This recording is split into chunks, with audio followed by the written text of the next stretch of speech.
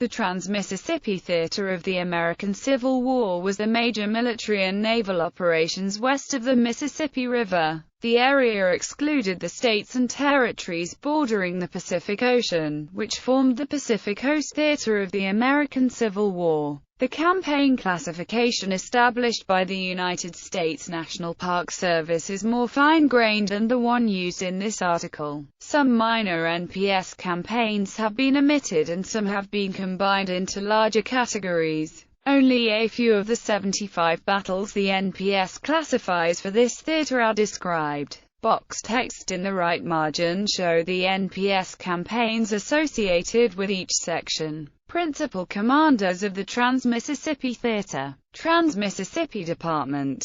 The Confederate States Army's Trans-Mississippi Department was formed May 26, 1862, to include Missouri, Arkansas, Texas, Indian Territory, and Louisiana west of the Mississippi River. It absorbed the previous Trans-Mississippi District, which had been organized January 10, 1862, to include that part of Louisiana north of the Red River, the Indian Territory, and the states of Missouri and Arkansas, except for the country east of St. Francis County, Arkansas, to Scott County, Missouri. The combined department had its headquarters at Shreveport, Louisiana, and Marshall, Texas. Commanders Maj.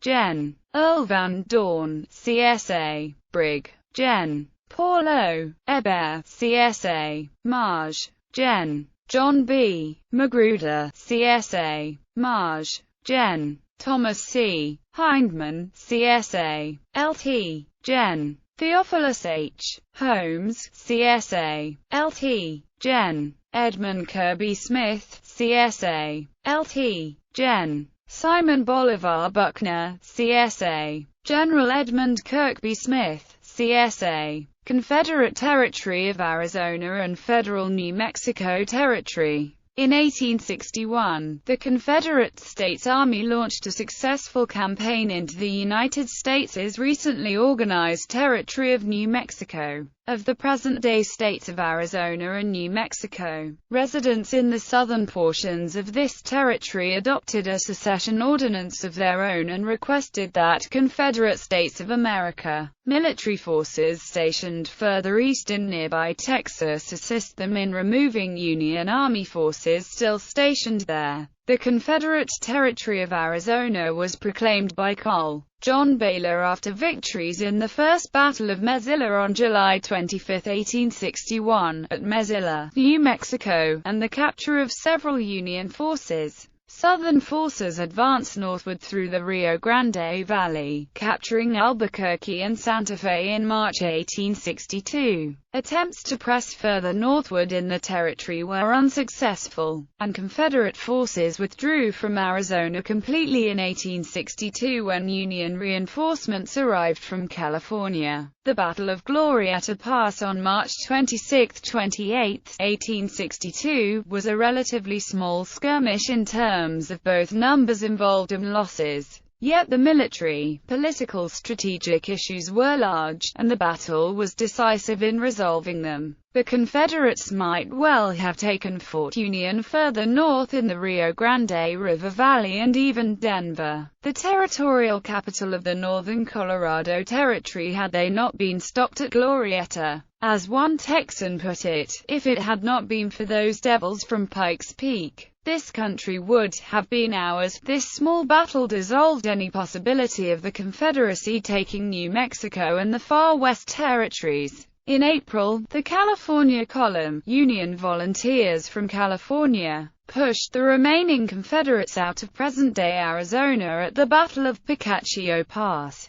In the eastern United States, the fighting dragged on for 3 more years, but in the Southwest the war against the Confederacy was over. But the war against the Apache, Navajo and Comanche continued for the California garrisons until they were replaced by U.S. Army troops after the Civil War ended. Several battles occurred between Confederate soldiers and/or militia within Confederate Arizona. The height of the Apache campaigns against rebel forces was during mid to late 1861. Missouri, Arkansas, and Kansas Though a slave state with a highly organized and militant secessionist movement, thanks to the pro-slavery border ruffians who battled anti-slavery militias in Kansas in the 1850s, Missourians sided with the Union by a ratio of 2 or 3 to 1. Pro-Confederate Governor Claiborne F. Jackson and his small state guard under General Sterling Price linked up with Confederate forces under General Ben McCulloch.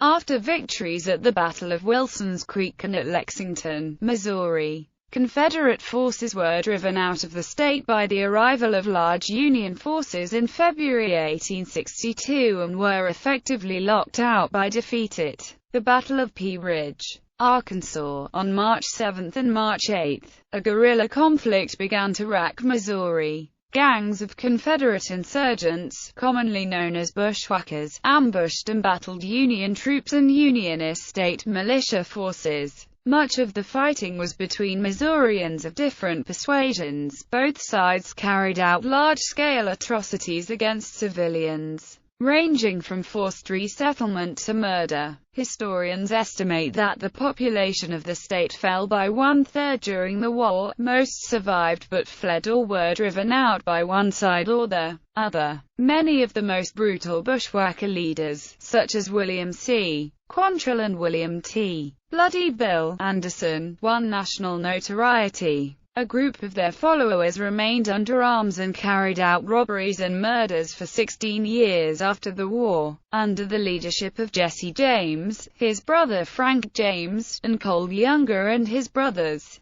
By most measures, the Confederate guerrilla insurgency in Missouri during the Civil War was the worst such conflict ever to occur on American soil. By one calculation, nearly 27,000 Missourians died in the violence. Historians have offered various explanations for the anomalously high level of guerrilla activity in Missouri, including the possibility that the violence was linked to thousands of court-ordered sales of property belonging to the state's Confederate sympathizers, beginning in 1862 and continuing throughout the war. The property sales arose from court judgments for defaulted debts incurred early in the war to arm rebel troops. Kansas was admitted to the Union as a free state on January 29, 1861, 3 months before the opening battle of the war at Fort Sumter. In August 1863, Quantrill led his raiders into Kansas, destroying much of the city of Lawrence and murdering over 150 unarmed men and boys in what became known as the Lawrence Massacre. On October 25, 1864, during Confederate Major General Sterling Price's raid into Kansas and Missouri, in 3 interconnected actions,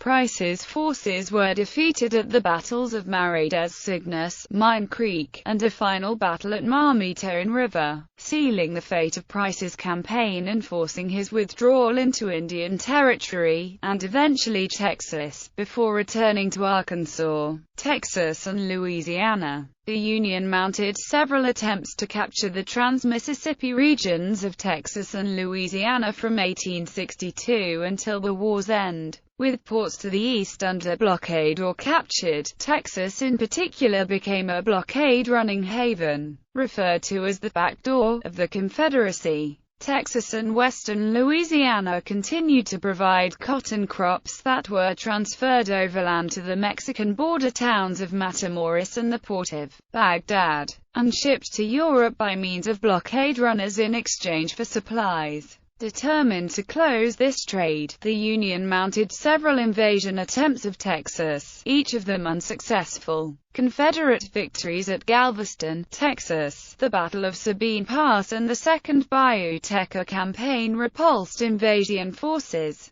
The Union's disastrous Red River campaign in western Louisiana, including a defeat at the Battle of Mansfield, effectively ended the Union's final invasion attempt of the region until the fall of the Confederacy. Jeffrey Prashankan argues that Kirby Smith's pride, poor judgment, and lack of military skill prevented General Richard Taylor from potentially winning a victory that could have greatly affected the military and political situation east of the Mississippi River. Isolated from events in the East, The Civil War continued at a low level in the Trans-Mississippi Theater for several months after Lee's surrender in April 1865. The last battle of the war occurred at Palmetto Ranch in southern Texas, a Confederate victory. Indian Territory. Indian Territory occupied most land of the current U.S. state of Oklahoma and served as an unorganized region set aside for Native American tribes of the southeastern United States after being removed from their lands more than 30 years before the war. The area hosted numerous skirmishes and 7 officially recognized battles involving Native American units allied with the Confederate States of